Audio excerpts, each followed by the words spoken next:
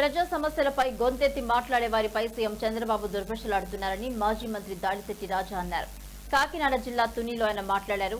ఈ రాష్ట్రంలో ఉన్న రైతులు, వికలాంగులు, విద్యార్థులు, ప్రతిపక్షాల గొంతు నొక్కే ధోరణి సీఎం చంద్రబాబు మాటల్లో కనిపిస్తుందన్నారు. రాష్ట్రంలో యూరియా కొరతతో రైతులు అల్లాడిపోతున్నారని ఆవేదన వ్యక్తం చేశారు.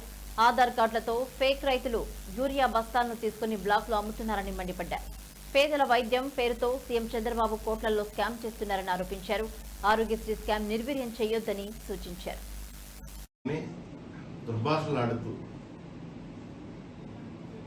ఆయన ముఖ్యమంత్రి స్థాయిలో ఉండి మనకి నోట్లో పలకలేని మాటలు బొక్క అని ఈ టైపు వ్యాఖ్యానాలు చేస్తూ ప్రజా సమస్యలపై గొంతెత్తే వారిని దూషిస్తూ, లేదు సోషల్ మీడియా మీద ప్రత్యేకమైన చట్టాలు చేస్తాం, మేమందరూ ఒక మంత్రుల సబ్ కమిటీ ఏర్పాటు చేసి ఈ రాష్ట్రంలో ఉన్న ప్రతిపక్షాల గొంతు నొక్కుతాం, ఈ రాష్ట్రంలో ఉన్న రైతుల గొంతు నొక్కుతాం, ఈ రాష్ట్రంలో ఉన్న వికలాంగుల గొంతు నొక్కుతాం, ఈ రాష్ట్రంలో ఉన్న విద్యార్థుల గొంతు నొక్కుతాం ఉన్న ధోరణి చంద్రబాబు నాయుడు గారి మాటల్లో కనపడుతుంది.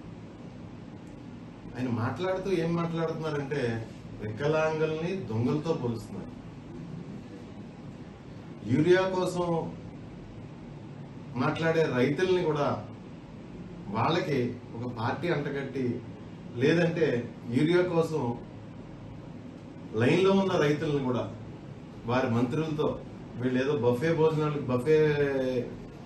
భోజనాల కోసం చేస్తున్నారని చెప్పేసి ఏదో వాళ్ళని వెటకారం చేయడం, రకరకాల విధానాలు ఆయన పాటిస్తున్న తీరు మనం చూస్తున్నాం.